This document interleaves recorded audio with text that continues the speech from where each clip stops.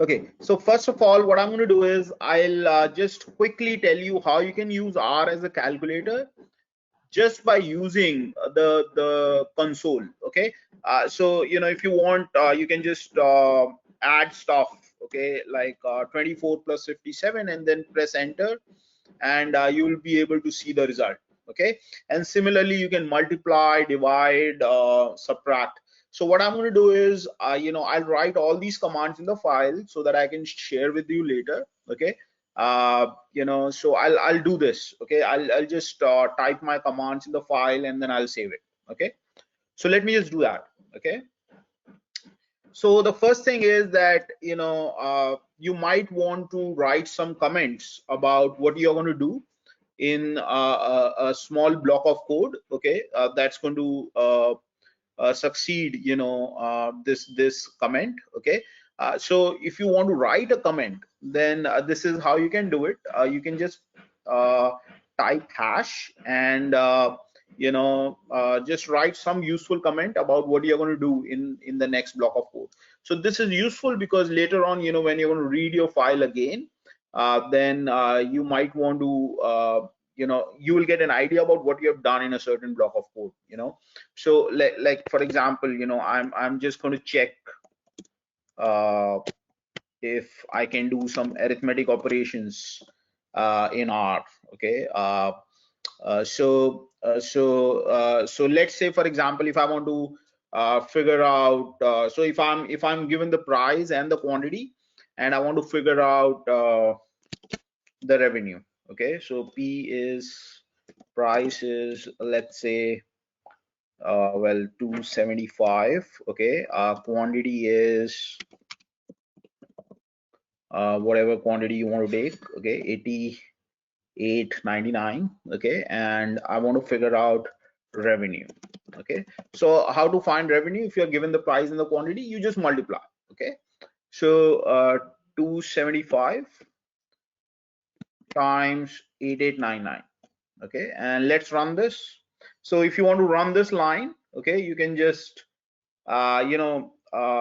just put the cursor on that line and then run it, and it will you'll see the result over here. Okay, you can see that that's your revenue. Is that clear to everyone? Okay, is that fine? Okay, now suppose you are given some per unit cost, and you have this quantity and you want to figure out the cost. So again, you can just do the same kind of calculation. So unit cost is, let's say, 240, and quantity is the same. Okay, and you want to figure out the total cost. Okay, so how do you do that? Well, 240 times 8899, and if you run this, you'll get the cost, the total cost. Okay, now how do you figure out the profit? Well, profit is revenue minus cost, so you can do that. Okay, profit is revenue minus cost, and I want to calculate that. So what is it? Well, you can just take this here. Okay, and then subtract from it this term. Okay, and then just the precedence is basically the same. The multiplication comes first and subtraction comes later, but just in case, if you want to be a little careful about which operation happens first, you can use brackets. Okay, so now if you just do this, it will first calculate this and then subtract the difference. Okay, or basically take the difference. Okay, so let's just run this and figure out what's the profit. Okay, so you can see that this is my profit. Is that clear to everyone? Okay, please note that these are the comments. Okay, they are not really I mean, R is just going to ignore these comments. Okay, they are just for your use later. I mean, if you just access this file again, and if you want to read what we have done here, these comments will be helpful. Okay, is that clear to everyone? Okay. Yes, sir. Now you can actually compute profit percent also. Okay, I mean, profit percent is what? Profit divided by cost times 100, right? So that's the percentage of profit. Okay, so how can you do that? Well, again, you have this, that's your profit. Okay, you can just um,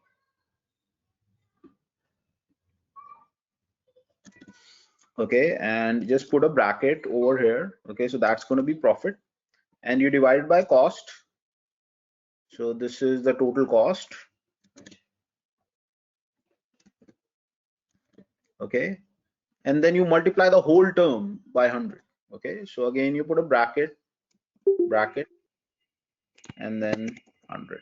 Okay, so let's run this, and you'll get the profit percent, which is 14.58% in this case. Is that this is how you can use R as a calculator. Okay, now now if I want to, let's say, redo this exercise for a different price and different quantity, obviously, it's not a very good way of doing it, because there's a possibility I might end up making some mistake, in the sense that I might uh, forget to change some variable, or it's just like little clumsy, right? I mean, can we do it in a better way? Yes, we can. We can create variables. Okay, so we can create variables, we can assign uh, these values to those variables, and then we can do the calculations. Okay, so create variables. Okay, now we are going to redo this exercise, okay, by creating variables. Okay, and you will see that the code will be neat. Okay, and you'll be able to do things faster. Okay, so what I'm going to do is so the price was 275. So what I'm going to do is I'm going to create a variable p. Okay, and I'm going to assign value 275 to it. Okay, is that fine? So basically p is the variable that I'll end up creating, and if I run this, you can see that here in the list of variables, p is created, and the value that p takes is 275. Okay, now if you want to check the value by running the code, you can just type p and run, and you'll see that this is a value that p takes. Okay, now you can do anything, so if you want to multiply with 275, instead of 275 you can put p there. Okay, rather than writing 275. Okay, so this is something which will be very helpful. Okay, please note that it's always a good idea to choose variable names that are kind of sensible. Okay, I mean, you don't want to use something like you know XYZ here. When you are talking about price, it's better if you don't use some name like this, because you want to, I mean, you would want your code to be more readable. Okay, so it's readable when you choose good variable names. Okay, that tells you what the underlying, that also tells you what this underlying quantity is. Okay, so price is a variable name that I've chosen for 275. Okay, p is a variable name that I've chosen for 275. So p stores this value 275. Okay, and q is 8899. Okay, so 8899. Okay, now what is revenue? So I'm going to choose the name revenue. Okay, for revenue, so p star q. Okay, so I've just multiplied these two and assigned that to revenue. Okay, now let me first run this, because q is no longer there because I haven't run this. Okay, and now let me run this. So I have three variables. Okay, pq revenue. Okay, and now what I'm going to do is I'm going to do the cost in a similar way. Okay, so let's say marginal cost is uh, unit cost. Okay, so 240.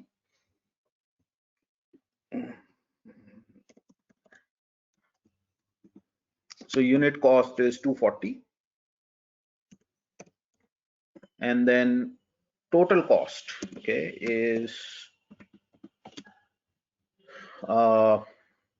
unit cost times quantity, right? So unit cost times quantity, okay. Now let me run these two. So if you want to run two lines at the same time, you can just select and then run, okay. And now I have another, basically two more variables. One is the cost and the unit cost. You can see the value of cost over here also. And if you want to check in this in the console itself, you can just type cost and then run it, okay, and you'll see what value it carries, okay. Now if you want to figure out profit, okay, again, if you want, you can create a variable, okay. So it's a good idea to create a variable named profit, okay. And we know what profit is. It's revenue, okay. And I have already um, created these two variables, revenue, cost. So profit is revenue minus cost. And let me run this, okay. And then I can just figure out what my profit is, okay. It's 3,11,465. Is that clear? Okay. So if you recall, I mean, when we did these three, the profit was exactly this, okay. Okay, 3,11,465. I mean, and that's kind of and this is much better, okay. All that you have to do is you just have to, I mean, if you want to do this for different price and quantity and different unit costs, you just have to change these three numbers and then run this code, okay, and you will get a profit for different combination of price, quantity, and unit cost. Is that clear to everyone? Yes, sir. Okay, so I mean, this creating variables is very useful. Okay, now suppose you want to compare, okay, now you want to compare, uh, let's say three of them, okay. So three prices, three quantities, and you want to compare, and let's say unit cost is the same, let's assume that, okay. You want to compare those three price quantity pairs in terms of what profit you're going to get from all three, okay. And so how do you do that? Well, one way is obviously, you can just run this three times, okay, and then do it, okay. Obviously it's much better than this one, okay, but can you do even better? Yes, we can, okay. So basically what we can do is we can create vectors, okay, rather than like creating a variable that has one value. We can create vectors that can store multiple values at a time, and then do some operations on vectors, okay. So so create vectors.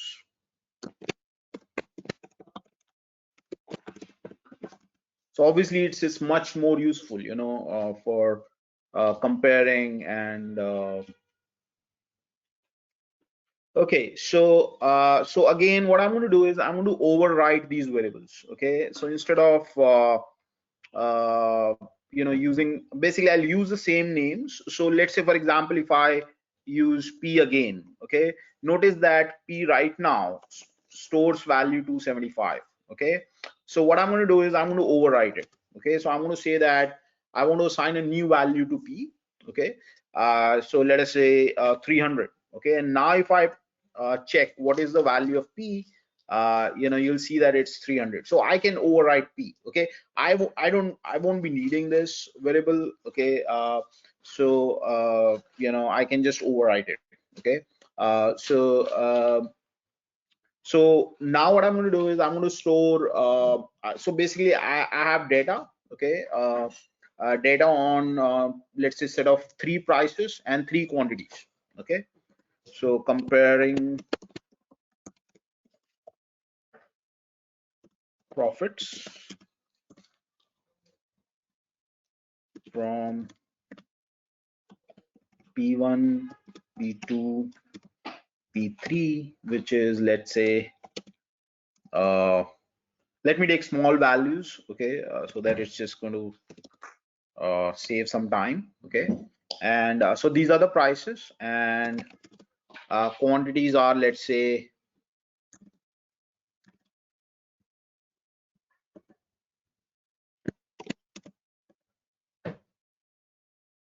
sorry, yeah, Q1, Q2, Q3 is equal to, let's say, we can say that when price was 2, the quantity demanded is, let's say, 10. Okay, when price is 4, quantity demanded is going to fall. Okay, and then when price is 6, it is going to fall further. So it's just a downward sloping demand curve. Okay, and what I'm going to do is I'll assign these three values, okay, to price. Okay, so I'm going to create a vector, okay, price, okay, which takes three values. So this is how you can do it. You can use this C function, which is, I mean, combine. Okay, so 2, 4, 6. Okay, now if you just run this and check what value does P have. So P is actually a vector of three numbers. Okay, 2, 4, 6. Okay, and similarly, you can now create a Q, which is C 10, 6, 4. Okay, now what I'm going to do is I'm going to just figure out what is my revenue from each of these pairs. Okay, so when price is 2, quantity demanded is 10. When price is 4, quantity demanded is 6. When price is 6, quantity demanded is 4. Okay, so can I do like element wise multiplication? So it turns out, yes, you can. You can just simply use the same star, okay, that you were using earlier to multiply two numbers. You can just use the same thing, okay, and you will get the vector of revenues. Okay, so P star Q. Okay, let me run this. Okay, and let me check what is my revenue from each of these pairs. Okay, you can see that revenue is 20, 24, 24, and you can easily check also, 2 into 10 is 20, 6 into 4 is 24, and same holds for the last one. Okay, so these are revenue maximizing pairs. Is that clear to everyone? Okay, is this fine? Any questions? Yes, sir. Okay, okay.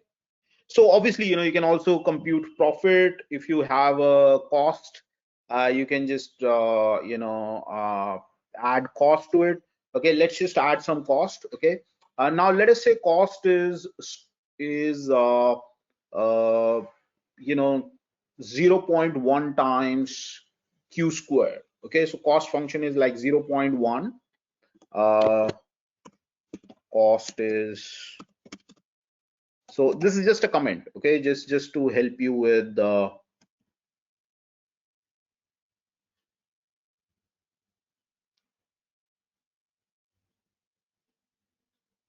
yeah, C is a inbuilt function. Okay, C is an inbuilt function. You have combined these three numbers, okay, to form a vector, okay, and you are assigning that vector to Q. Okay, so C is an inbuilt function. You're not taking, C is not a name for a variable that you have created. Okay, okay.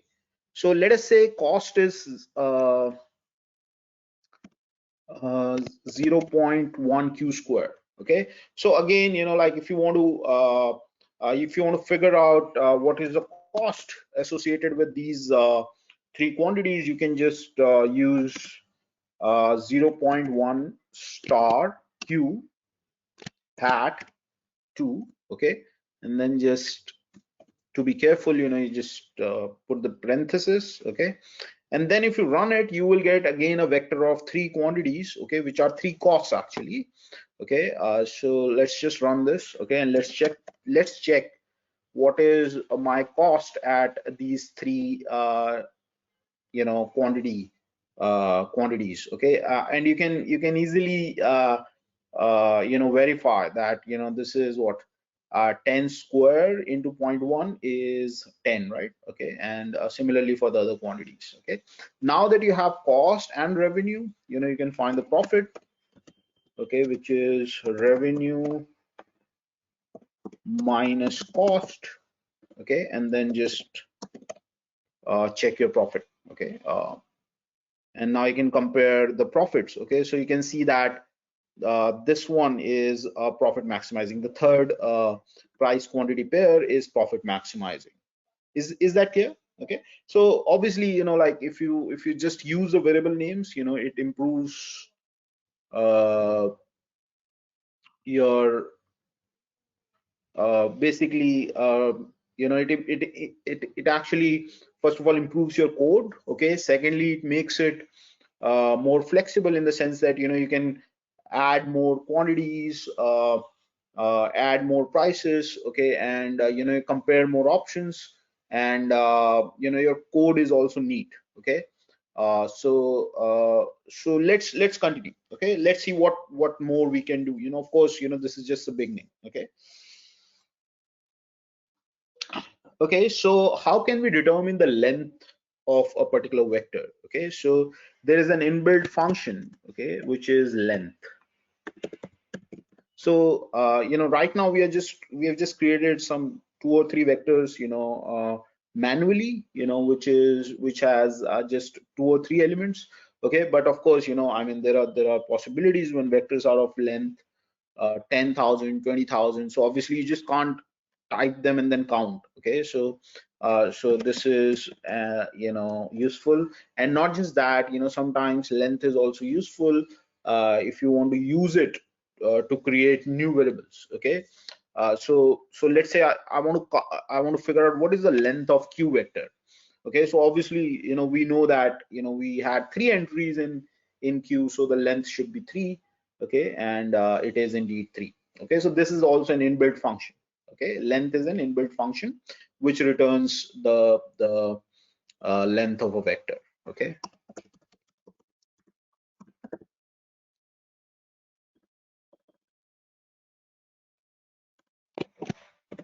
Okay, so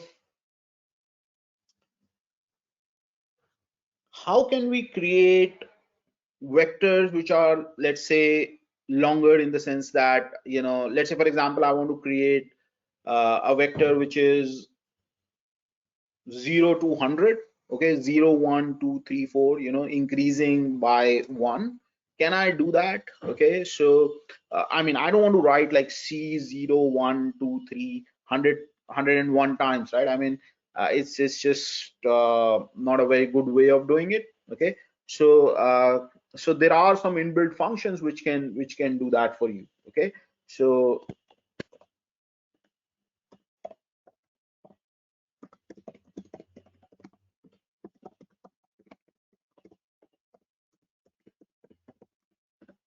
okay.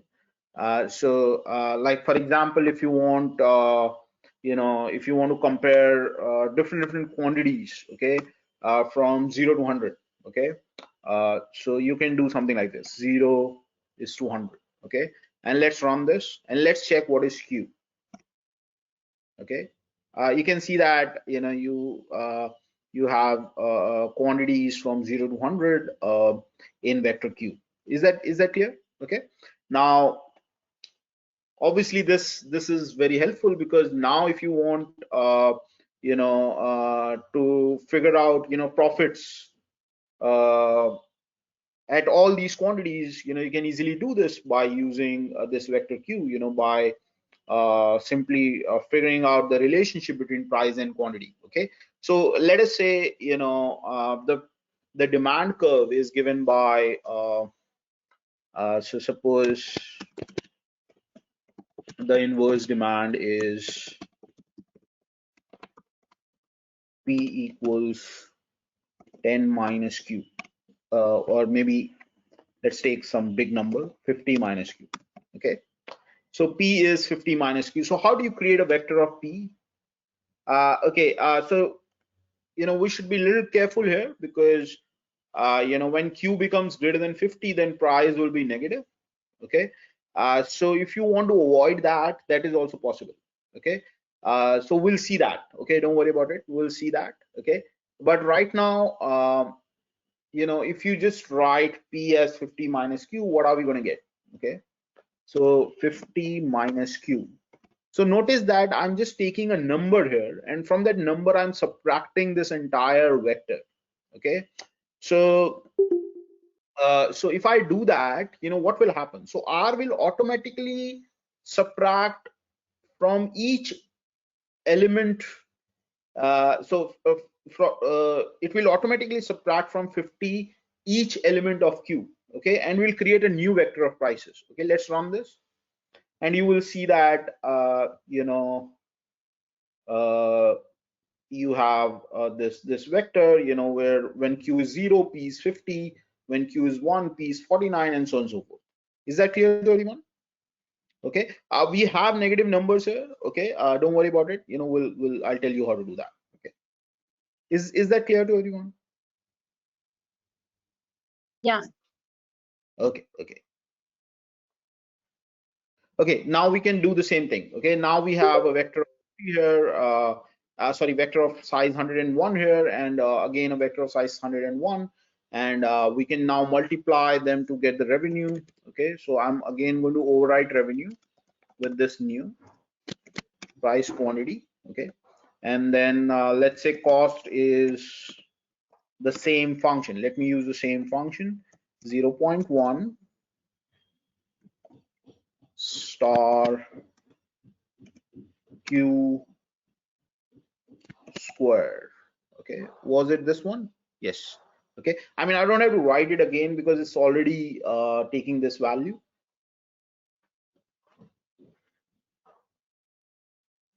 No, I do have to write it again. Sorry about that. Okay, I do have to write it again because the cost is already assigned these values. Okay, so if I don't recreate it, if I don't overwrite it, I'll not get the same cost. Because if you see without running it, the cost is this vector. Okay, and I don't want this vector, right? I want for this fresh data what is my cost. Okay, so I have to rerun it. Okay, so let me run this whole thing again, and let's figure out the revenue and the cost. Okay,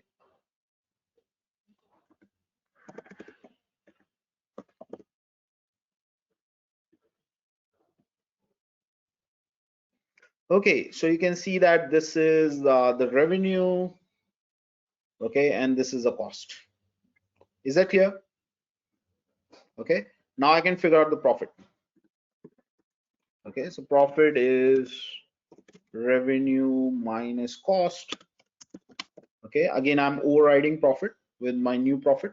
Okay, and then I'm going to print it. Okay, oh sorry, yeah, just okay. So this is the profit. Okay, now obviously you can just check this data and figure out where the profit is maximum, but can you do in a better way? I mean, is there a better way to figure out where is the profit maximum? So it turns out that the answer is yes. Okay, so what you can do is there's something called which.max. Okay, this is an inbuilt function which will return the index of where is this maximum. Okay, at what point is this maximum? Like, so let me just tell you, let me just first create a new vector and tell you 1 5 2. Okay, so if I apply which.max on this, so can you tell me which value is maximum in this?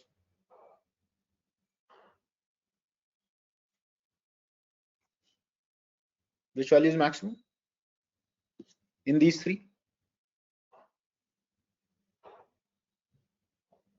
Are you here? Hello? 5, right? And at which position is this? So Second. this is the second, absolutely. So this is going to return you the position, okay, where you have the maximum value. Okay, so let me run this. Okay, you can see that you got 2. Okay, fine. Is that fine? Okay, now suppose I want to access the second entry of my profit vector. Okay, so how do I access it? This is how you can access it. Just profit, and then put these brackets, okay, and then put 2 here, and then just run this, okay, and you will see that profit in the second entry is 48.9. Let's quickly check this. Okay, profit. So you can see this is my profit vector, and the second entry is 48.9. Okay, so now can you tell me how should I combine these two to figure out the maximum profit?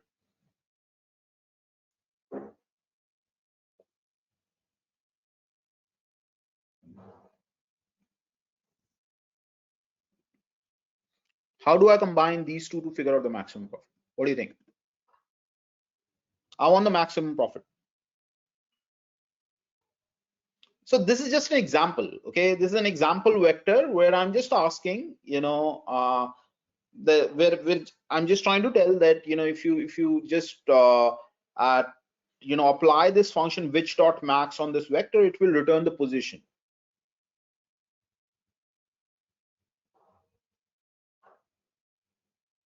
of the maximum element. Okay, so let me just try this, which dot max profit. Okay, so what is this going to give me? Which dot max profit? It's going to give me the position, but not the maximum profit. So basically I know that, the number 24th number in the profit vector is the maximum profit. How do I access the maximum profit?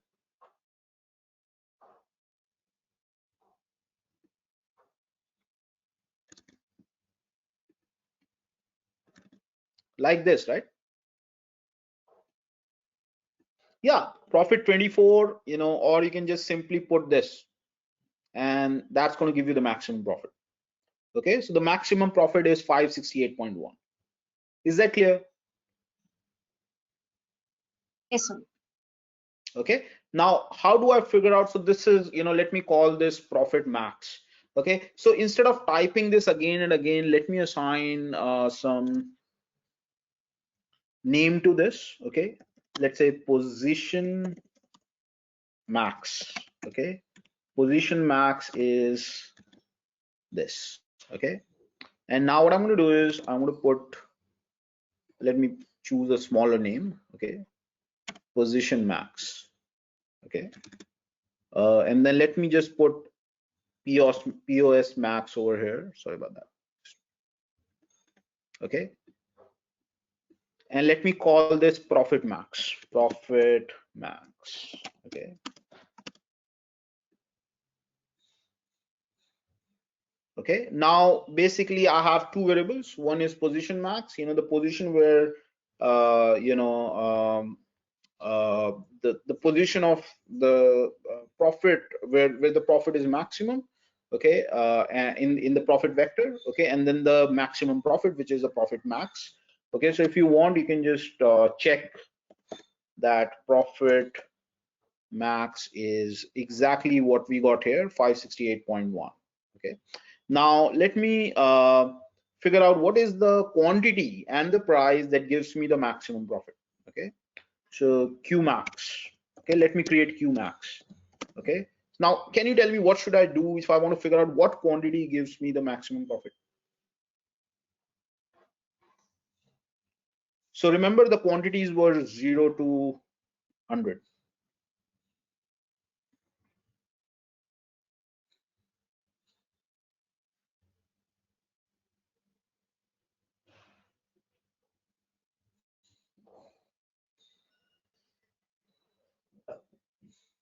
What should I do?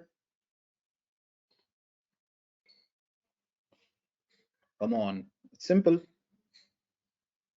Exactly, Q24, or now that you have this variable which is position max, you can use it. Okay. Okay, right, let's run this. Okay, and let's figure out what is the Q max. Okay, so you have Q max, so quantity is 23. Okay, and then you can figure out the price P max. Obviously there are two ways to do it. You can either use the demand function, okay, that you have created above, okay, or you can just use the position max, okay, and you see that this is 23, this is 27, so this is the quantity price pair that maximize profit. Is that clear to everyone? Yes.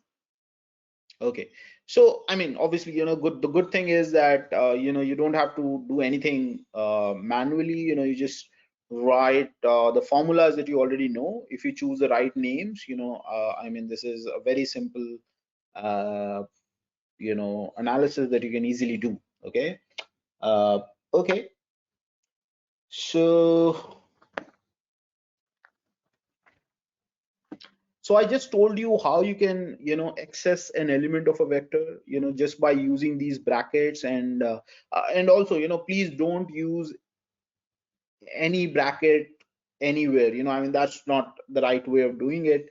So like these are the brackets which are like used for when you are like, this is a function which takes as input uh the vector, okay, and returns the position. Okay, so whenever you're applying some sort of a function, inbuilt function, then you're going to use this. Okay, and whenever you're trying to access a particular entry in a vector, you're going to use this. Okay, so you should be a little careful about these things. Anyways, when you're going to make errors, you can always search internet, or you can post your query on the forum. Okay, I'll be very active there. Okay, so you can always ask whatever doubts you have, okay, in future. Okay, and and it's going to be fine. Okay, so it will take some time to get used to of what are the inbuilt functions, but the more you're going to just do this, the better you're going to get. Okay, there is no shortcut to it. Okay. Okay, so suppose now you want to access, let's say 20 entries of profit. Okay, first 20 entries of profit. So how can you do that? Okay, so I have this profit vector. Let me just show you again. It has these values. So I want to access, let's say, the first 20 entries. Okay, so I know how to access the first entry or second entry. I can just put this. Okay, and I also know how to create vectors, right? I mean, I know how to create vectors from 1 to 20. Okay, we just learned that, right? You can just use this, right? 1:20. So if you just type 1:20 in it, it will create a vector which consists of first 20 entries. Okay, you can easily see that. Okay, so this is useful for subsetting vectors. Okay,